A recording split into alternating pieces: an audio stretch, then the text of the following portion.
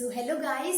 तो मैं हूँ पिंकी पालीवाल और हम हैं क्या शुरू कर रखा है हमने शुरू कर रखा है केमिकल काइनेमैटिक्स चैप्टर की सीरीज, जिसमें आज हम पहुंच रहे हैं कहाँ पर। हम आज बात करेंगे activation energy and transition state के बारे में। ठीक है, तो जो एक्टिवेशन एनर्जी एंड हमारी ट्रांजिशन स्टेट होगी, इसके अंदर देखते हैं। मैंने ना यहाँ पे एक ग्राफ बना रखा है कुछ। सबसे पहले इसमें ना मैं ये बता देती हूँ कि किस सिंबल का क्या मतलब है, फिर हम पढ़ेंगे यहाँ पर activation energy and transition state के बारे में। ठीक है, तो मैंने लिखा हुआ ETS, इसका मतलब होता है energy of transition state. ER का मतलब होता है potential energy of reactant and EP का मतलब होता है पोटेंशियल एनर्जी ऑफ प्रोडक्ट। ठीक है, जो डेल्टा H है इसका मतलब होता है हीट एनर्जी इवोल्व, भाई कितनी हीट एनर्जी आपकी क्या हुई है, रिलीज हुई है। EA का मतलब होता है एक्टिवेशन एनर्जी, जो बार बार यूज में आएगी। अब उससे पहले ये और समझ लो कि एक्टिवेशन एनर्जी क्या होती है। तो एक्टिवेशन एनर्जी होती है the amount of energy absorbed by the reactant to make their energy equal to the transition state energy. यानी कि एक क्या होती है, अब देखो ट्रांजिशन स्टेट समझो। सबसे पहले क्या है, मान लिया इस वाले डायग्राम को मैं ऊपर बना रही हूँ कि आपके पास में ना कोई रिएक्शन होनी थी। सपोज A2 मॉलिक्यूल रिएक्ट करके B2 मॉलिक्यूल के साथ में और बनाने वाला था 2 मॉलिक्यूल AB के। ये रिएक्शन होनी थी हमारे पास में कि कोई A2 मॉलिक्यूल था, वो B2 मॉलिक्यूल के साथ में रिएक्ट करके 2 AB के मॉलिक्यूल बनाने वाला था। तो क्या होगा, ये जो रिएक्टेंट होंगे इनके बीच में कुछ इस तरीके से बॉन्ड प्रेजेंट होगा। ठीक है, AA के बीच में बॉन्ड होगा, BB के बीच में। जब ये दोनों के दोनों रिएक्टेंट रिएक्ट करते हैं तो इनका फाइनल प्रोडक्ट बनने से पहले एक स्टेट आती है जिसको हम बोलते हैं ट्रांजिशन स्टेट या फिर इंटरमीडिएट स्टेज बोला जाता है। यानी रिएक्टेंट से प्रोडक्ट बनने के बीच में जो स्टेट होती है उसको हम बोलते हैं ट्रांजिशन स्टेट या फिर इंटरमीडिएट स्टेज। तो ये क्या होगी हमारे पास, जब ये स्टेज बनेगी तो क्या होगा, AA के बीच में बॉन्ड वीक पड़ने शुरू हो जाएंगे और BB के बीच में भी बॉन्ड वीक पड़ने शुरू हो जाएंगे, और साथ में ही इस A और B के बीच में नए बॉन्ड बनने शुरू हो जाएंगे और यहाँ पर भी बनने शुरू हो जाएंगे। यानी जो रिएक्टेंट के बीच में बॉन्ड्स थे वो टूटने शुरू हो जाएंगे और नए बॉन्ड्स बनने शुरू हो जाते हैं ट्रांजिशन स्टेट के अंदर, और इसको ही हम क्या बोलते हैं, इंटरमीडिएट स्टेज भी बोलते हैं। जब ये इंटरमीडिएट स्टेज के बाद में आपके पास में क्या बन जाते हैं, प्रोडक्ट बन जाते हैं, जिसके बीच के अंदर क्या होगा, रिएक्टेंट के बीच में जो बॉन्ड्स थे वो बिल्कुल टूट जाएंगे और नए बॉन्ड्स की क्या हो जाएगी, फॉर्मेशन हो जाएगी। ठीक है, हमारे पास में तो ऐसे चलता है।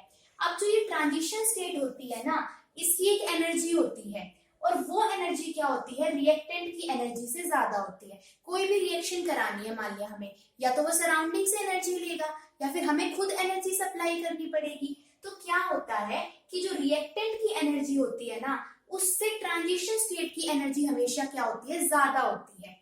रिएक्टेंट से ट्रांजिशन स्टेट की एनर्जी ज्यादा होगी, यानी जो रिएक्टेंट होंगे वो एनर्जी को एब्जॉर्ब करेंगे, ट्रांजिशन स्टेट के अंदर जाएंगे, और ट्रांजिशन स्टेट की एनर्जी रिएक्टेंट से ज्यादा थी, ट्रांजिशन स्टेट की एनर्जी हाई है। जैसे ही ट्रांजिशन स्टेट आपकी बन जाएगी, उसके बाद में ट्रांजिशन स्टेट जब प्रोडक्ट के अंदर बदलेगी तो ट्रांजिशन एनर्जी स्टेट की जो एनर्जी थी वो अब कम हो जाएगी और वो एनर्जी को क्या कर देगी, रिलीज कर देगी।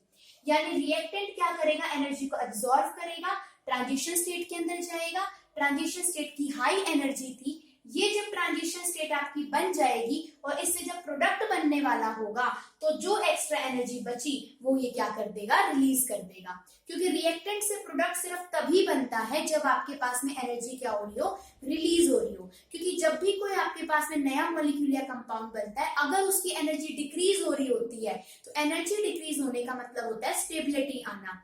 हमेशा जब भी एनर्जी डिक्रीज होती है तभी आपके पास में नया प्रोडक्ट बनता है, क्योंकि एनर्जी के रिलीज होने से या डिक्रीज होने से क्या आती है, कंपाउंड के अंदर स्टेबिलिटी आती है। और रिएक्टेंट का मतलब होता है जो ज्यादा रिएक्टिव है, रिएक्ट करके क्या बनाएंगे, एक स्टेबल प्रोडक्ट हमारे पास में बनाएंगे। ठीक है, ये चीज क्लियर होगी हमारे पास में। अब देखो आगे क्या है, अगर हम यहाँ पे देखें, अब इसके लिए ग्राफ है। ठीक है, ये थी एनर्जी ऑफ रिएक्टेंट। मैंने बोला एनर्जी ऑफ रिएक्टेंट ज्यादा होगी एनर्जी ऑफ प्रोडक्ट से। क्यों? क्योंकि हमें पता है कि एनर्जी जब किसी की ज्यादा होती है ना तभी वो रिएक्ट करता है, और जब उसकी एनर्जी कम हो जाती है तो वो कंपाउंड क्या हो जाता है, आपका स्टेबल हो जाता है। ठीक है, अब हम ये बोलते हैं कि जो एटम्स होते हैं हमारे पास, वो इलेक्ट्रॉन लूज करते हैं, गेन करते हैं। क्यों करते हैं? अपनी एनर्जी को स्टेबलाइज करने के लिए ना। नए बॉन्ड इसलिए बनते हैं ताकि क्या हो सके, स्टेबिलिटी आ सके। और स्टेबिलिटी जब आएगी, जब एनर्जी क्या होगी, कम होगी। तो ये थी एनर्जी ऑफ रिएक्टेंट। पीई का मतलब पोटेंशियल एनर्जी। ये थी एनर्जी ऑफ प्रोडक्ट। तो यहाँ पर आपकी एनर्जी की कुछ वैल्यू रही होगी, नीचे टाइम एक्सिस में कुछ वैल्यू होगी, यहाँ पर एक्टिवेशन एनर्जी की वैल्यू बढ़ रही होगी। जैसे यहाँ पे 10 kilo joule, 10 kilo joule, 20 kilo joule, 30 kilo joule, 40 kilo joule, ऐसे बढ़ेगी। तो यहाँ पर क्या होगा, रिएक्टेंट की एनर्जी यहाँ पर थी, रिएक्टेंट एनर्जी को एब्सॉर्ब करेगा, यहाँ ऊपर तक जाएगा, इसको हम बोलेंगे energy of transition state. Reactant energy को एब्सॉर्ब करके जाता है ट्रांजिशन स्टेट पे, यानी जो मैंने बीच में स्टेट बनाई थी, ट्रांजिशन स्टेट बनने के बाद में वो एनर्जी को रिलीज करेगा। देखो ये ग्राफ आ गया नीचे की साइड, यानी कि जो आपके पास में प्रोडक्ट की एनर्जी होगी उसकी वैल्यू क्या होगी, कम होगी। अब जो रिएक्टेंट ने एनर्जी एब्सॉर्ब करी, रिएक्टेंट क्या करेगा, ह्यूज अमाउंट के अंदर एनर्जी को एब्सॉर्ब करेगा, मतलब लार्ज अमाउंट के अंदर एनर्जी को एब्सॉर्ब करेगा। अब जो मैंने यहाँ पर एनर्जी दिखाई, जो क्या थी, सिर्फ रिएक्टेंट तक की थी, इसने एनर्जी तो ज्यादा एब्सॉर्ब कर रखी है, जितनी खुद की रिएक्टेंट की एनर्जी इससे भी ज्यादा एब्सॉर्ब कर रखी है। तो इतनी एनर्जी तो इसकी किसमें चली जाएगी, रिएक्टेंट से ट्रांजिशन स्टेट तक जाने के लिए। और जितनी एनर्जी रिएक्टेंट को ट्रांजिशन स्टेट तक जाने के अंदर लगेगी वो कहलाएगी ईए, यानी कि एक्टिवेशन एनर्जी। ठीक है। अब एक्टिवेशन मतलब मान लिया कि उसने क्या करी थी, 500 किलो जूल एनर्जी यूज करी, मान लिया 400 किलो जूल एनर्जी तो उसकी एक्टिवेशन ट्रांजिशन स्टेट की जितनी एनर्जी चाहिए थी ट्रांजिशन स्टेट तक जाने के लिए उतने में यूज होगी। ठीक है, बच की कितनी, 100 किलो जूल। अब वो 100 किलो जूल बची हुई एनर्जी को क्या कर देगा, रिलीज कर देगा, और वो जो एनर्जी रिलीज होगी वो क्या कहलाएगी, आपकी डेल्टा एच, यानी हीट एनर्जी इवोल्व। टोटल उसने कितनी करी, मान लिया 500 किलो जूल की एनर्जी को उसने क्या करा, एब्सॉर्ब करा। 400 किलो जूल की जो ट्रांजिशन स्टेट तक आने के अंदर उसकी एनर्जी चली गई, जो बची 100 किलो जूल की, ये क्या कर देगा, इसको रिलीज कर देगा। ये चीज क्लियर होगी। अब देखो एक्टिवेशन एनर्जी क्या थी हमारे पास, the amount of energy absorbed by the reactant to make their energy equal to the transition state energy, क्योंकि वो तभी आपके पास में बीच में इंटरमीडिएट स्टेज बनेगी जब वो कहां तक पहुंच पाएगा, ट्रांजिशन स्टेट की एनर्जी तक। ठीक है, मान लिया आपको कोई काम करने के लिए भाई ये बोलते जाए तेरे को इतनी एनर्जी होगी तभी तू ये काम कर पाएगा, तो सेम केस इसके अंदर है। पर ऐसा होता है कि हर रिएक्शन जरूरी नहीं होती कि उसके अंदर इंटरमीडिएट स्टेज बने, कुछ रिएक्शन विदाउट इंटरमीडिएट स्टेज बने भी होती हैं हमारे पास में। उसके अंदर क्योंकि उन रिएक्टेंट के पास में इतनी एनर्जी उन्हें नहीं मिल पाती कि वो ट्रांजिशन स्टेट की एनर्जी तक जा सके, तो कुछ रिएक्शंस के अंदर ट्रांजिशन स्टेट बनती है और कुछ के अंदर नहीं बनती है। इसका कोई रीजन नहीं है, कुछ रिएक्शंस है जिनके अंदर हमारे पास इंटरमीडिएट बनता है, कुछ के अंदर इंटरमीडिएट नहीं बनता, डायरेक्ट प्रोडक्ट की फॉर्मेशन हो जाती है। ठीक है, अलग अलग टाइप की रिएक्शन होती है। अब मैंने ये बोला, यहाँ पर मैं पढ़ाऊंगी इफेक्ट ऑफ कैटलिस्ट। ये तो जनरल ग्राफ हो गया अपने पास में। अब है कि कैटलिस्ट के आने से क्या फर्क पड़ेगा। तो कैटलिस्ट क्या करता है, कैटलिस्ट करवा देता है एक्टिवेशन एनर्जी को कम। यानी मान लिया कि भाई बिचौलिया कोई आ गया, भाई मान लिया पहले वो 1000 रुपए मांग रहा था, तो ये कैटलिस्ट क्या करेगा, ये बोल देगा भाई 800 में तू सेटल कर ले। यानी ये क्या कर देगा, इस एक्टिवेशन एनर्जी वाली वैल्यू को घटा देगा। जैसे ये एनर्जी ऑफ रिएक्टेंट थी, ये प्रोडक्ट थी, मान लिया पहले जो ये एनर्जी थी रिएक्टेंट की, इसकी ट्रांजिशन स्टेट की एनर्जी मान लिया पहले कितनी थी, 500 किलो जूल थी, तो इसको कितना एब्सॉर्ब करना पड़ रहा था, 500 किलो जूल की एनर्जी आएगी तभी वो एक्टिवेशन एनर्जी के लेवल को, यानी इतनी एनर्जी जब उसके पास में आएगी तभी वो ट्रांजिशन स्टेट तक पहुंच पाएगा।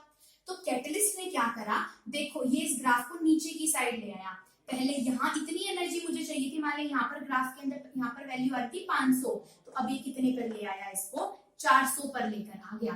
मान लिया पहले यहाँ पर ग्राफ के अंदर जो हमने बनाया होगा, मान लिया 500 वैल्यू थी, तो ये 400 तक लेकर आ गया। तो कैटलिस्ट ने क्या करा, एक्टिवेशन एनर्जी के लेवल को क्या करा दिया, घटा दिया, सिर्फ एक्टिवेशन एनर्जी के लेवल को। ये क्या है हमारे पास में, डेल्टा एच, जितनी हीट क्या होगी, रिलीज होगी। ठीक है, तो कैटलिस्ट की एब्सेंस में एक्टिवेशन एनर्जी ज्यादा थी और इसके प्रेजेंस में एक्टिवेशन एनर्जी क्या होगी, घट गई। यानी कि कैटलिस्ट क्या करता है आपके पास में, ये है आपकी नई catalyst energy, sorry activation energy, जो क्या होगी पहली वाली एनर्जी से कम होगी। तो ये हम ग्राफ बनाएंगे और इस चीज को हम अपनी लैंग्वेज में लिख देंगे तो हमारा क्वेश्चन सॉल्व हो जाएगा। ठीक है, तो ये तो हो गए हमारे पास में दो ग्राफ्स। अब हमारे पास में है कि हम बोलते हैं कि हर एक 10 डिग्री टेम्परेचर को बढ़ाने से रेट ऑफ रिएक्शन हो जाता है डबल। अब इस चीज को प्रूफ कौन करेगा? इस चीज को प्रूफ करने के लिए हमारे पास में वो ग्राफ है, और वो ग्राफ क्या कहता है हमारे पास में, ध्यान से देखो। उस ग्राफ में क्या है हमारे पास में, यहाँ है, ठीक है। यहाँ हम पढ़ेंगे अफेक्ट ऑफ टेम्परेचर के बारे में।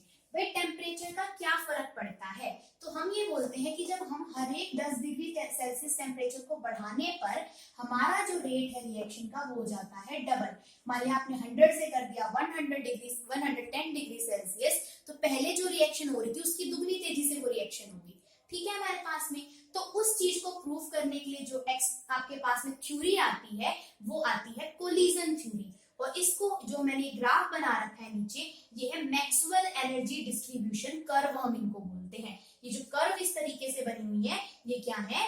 Maxwell energy distribution curve. और किससे आई है? कोलिजन थ्योरी से। कोलिजन थ्योरी क्या बोलती है कि जब आपके पास में पार्टिकल कोलाइड करेंगे तो क्या होगी? आपके पास में रिएक्शन होगी, ठीक है। इस ग्राफ के अंदर देखा जाए तो यहाँ पर है हमारे पास में फ्रैक्शन ऑफ मॉलिक्यूल्स। यहाँ मैंने लिखा हुआ है फ्रैक्शन ऑफ मॉलिक्यूल्स। भाई कितने आपके मॉलिक्यूल्स कोलाइड करे कि आपकी रिएक्शन हो जाए, और उसका हमने फ्रैक्शन, भाई कितने आपके पास में कोलाइड कर रहे हैं। भाई टोटल अगर 100 मॉलिक्यूल हैं तो उसमें से 20-30 कितने कोलाइड कर रहे हैं कि रिएक्शन हो जाए, ठीक है। नीचे मैंने ले रखा है काइनेटिक एनर्जी।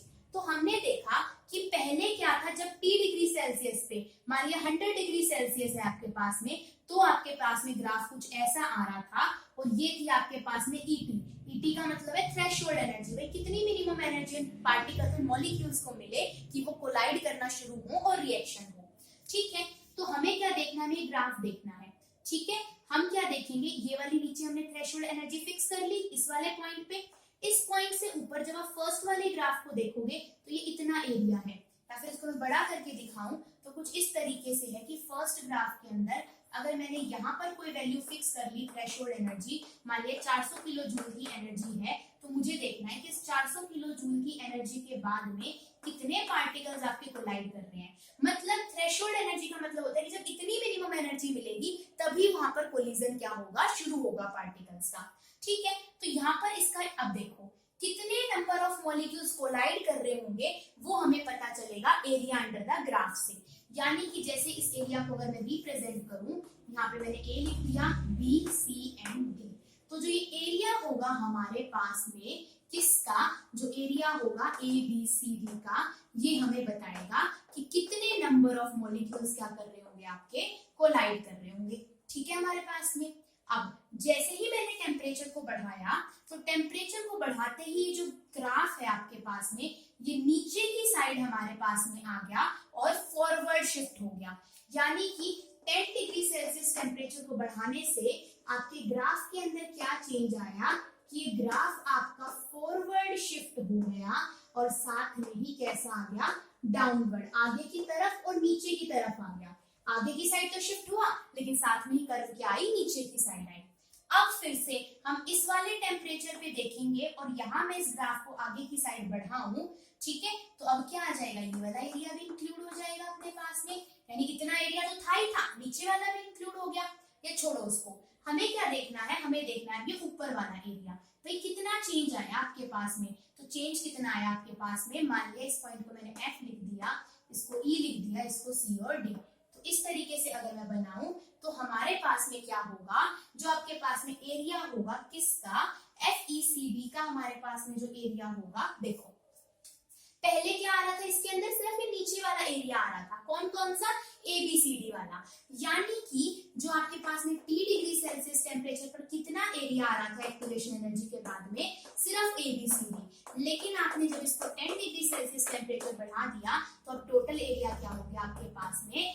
AFED। और हमने जब इनकी वैल्यूज निकाल कर देखी, हमें निकालना है एरिया से, तो हमने ये देखा कि ये जो एरिया है ना, एरिया हमें बताएगा कितने नंबर ऑफ मॉलिक्यूल्स है। तो वो एरिया जैसे ही हमने टेम्परेचर बढ़ाया 10 डिग्री सेल्सियस पे, तो एरिया क्या हो गया हमारा? ऑटोमेटिकली डबल हो गया।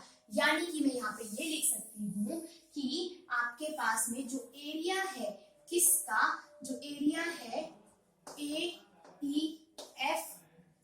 कुछ भी नाम दे सकते हैं हम इसको, सॉरी AEFC नहीं, क्या है हमारे पास में? AFED, इसका एरिया क्या है, 2 गुना है आपके पास में एरिया ऑफ ABCD के। और यही तो हमें प्रूफ करना था कि हमारे पास में एरिया डबल हो गया, और एरिया क्या रिप्रेजेंट करता है कि कितने नंबर ऑफ मॉलिक्यूल्स हमारे पास में प्रेजेंट होंगे जो कि कोलाइड कर रहे होंगे। और नंबर ऑफ मॉलिक्यूल्स जितने ज्यादा होंगे उतना ही ज्यादा हमारे पास में क्या होगा, रेट ऑफ रिएक्शन। अगर नंबर ऑफ मॉलिक्यूल्स डबल हो गए तो यानी रेट ऑफ रिएक्शन भी क्या हो गया होगा, डबल हो गया होगा आपका 10 डिग्री सेल्सियस टेम्परेचर को बढ़ाने से। ठीक है, तो ये चीज हमारी प्रूव होगी। किस थ्योरी से प्रूव होती है, कोलिजन थ्योरी से। और कौन सी कर्व से, मैक्सवेल एनर्जी डिस्ट्रीब्यूशन कर्व से। तो यहाँ पर हमारा एक्टिवेशन एनर्जी का टॉपिक और हमारे पास में क्या इफेक्ट होता है टेम्परेचर का रेट ऑफ रिएक्शन पे, उसका जो पूरा का पूरा थ्योरेटिकल पोर्शन है वो जाता है कंप्लीट।